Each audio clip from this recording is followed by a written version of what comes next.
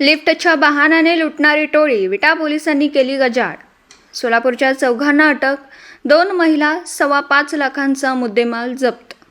विटा पोलीस ठाणे हद्दीत वाहनांची प्रतीक्षा करीत रस्त्यावर थांबलेल्या ज्येष्ठ महिलांना मोटारीत लिफ्ट देण्याच्या बहाण्याने मोटारीत बसवून त्यांच्या गळ्यातील सोन्याचे दागिने लंपास करणाऱ्या सोलापूर जिल्ह्यातील 4 सराईत चोरट्यांना गजाआड करण्यात विटा पोलिसांना यश आलं।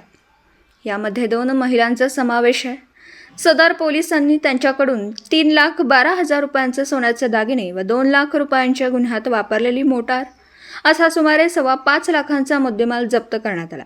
या टोळीचं नाव लक्ष्मी उमेश खडतरे, बद्री पवार, वय वर्ष 30, तिचा पती उमेश बापू खडतरे, वय वर्ष 30, हे दोघेही राहणार चिंतामणी नगर, सोलापूर।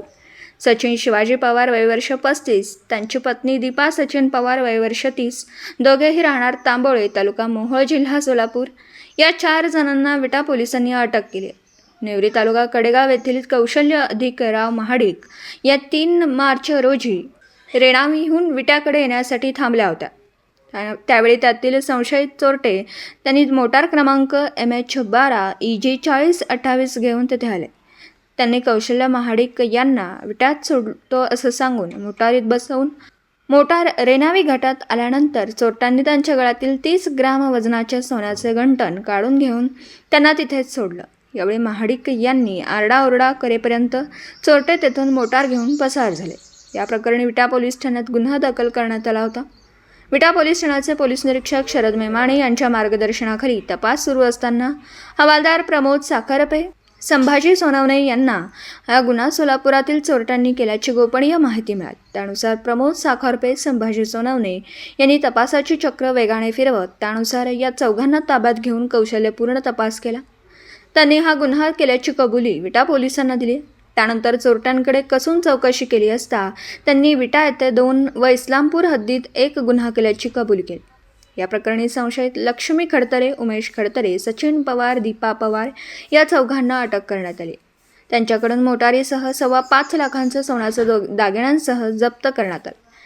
विटा पोलिसांना यश आलं। यातील संशयित सचिन पवार व दीपा पवार हे दोघेजण दौंड, जिल्हा पुणे पोलीस ठाण्यात नोंद असलेल्या 6 गुन्ह्यातून फरार संशयित आहेत।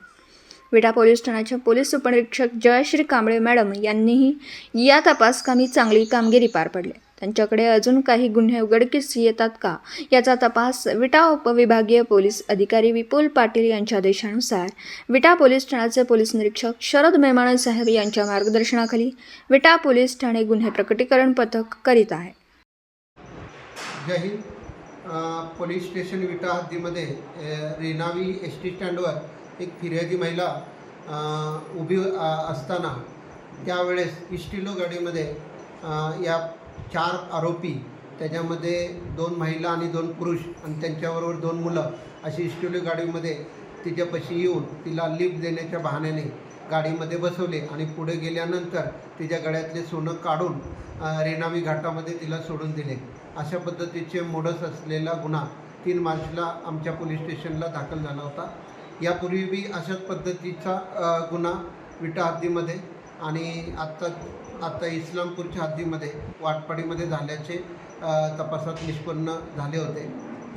या गुन्ह्यामध्ये CCTVच्या माध्यमाद्वारे व तसेच गोपनीय यंत्रणेद्वारे आम्ही माननीय पोलीस अधीक्षक Sandeep Ghuge sir, additional SP Ritu Khokar madam व SDPO विपुल पाटील सर यांच्या मार्गदर्शनाखाली सदरचा गुन्हा उघडकीस आलेला आहे। हे गुन्ह्यातले आरोपी हे सोलापूर हद्दीतले असून आम्ही त्यांना अटक करण्यात यश आलेलं आहे आणि ह्या गुन्ह्यामध्ये त्यांनी 3 गुन्ह्यातील 3 गुन्हे त्या 3 गुन्हे प्रकट केलेले आहेत। त्याच्यामध्ये 3ही गुन्ह्यामध्ये 100% रिकव्हरी करण्यात आलेली आहे। जो 546 ग्रॅम आणि 1 इस्टिलो गाडी असा 5,12,000चा मुद्देमाल जप्त करण्यात आलेला आहे। याच पद्धतीचे आणखी गुन्हे उघडकीस येण्याची शक्यता आहे। या सर्व प्रयत्नामध्ये तपास पथक, पोलीस आमच्या DBचे तपास पथक, त्यामध्ये हवालदार उत्तम माळी, दिग्विजय कराळे, हेमंत तांबेवार, विकास जाधव, कॉन्स्टेबल साखरपे, देशमुख, संगपाळ, सोनवणे व जगदाळे आणि याचा तपास PSI कांबळे मॅडम यांनी अत्यंत उत्कृष्ट पद्धतीने केलेला आहे। तर या सर्वांनी मेहनत घेऊन सदरचा गुन्हा उघडकीस आणि अशा पद्धतीची टोळी उघडकीस आणण्यास प्रयत्न केलेला आहे. दिवसभरातील घडामोडींचा आढावा घेण्यासाठी पाहत रहा N24 मराठी न्यूज चॅनल.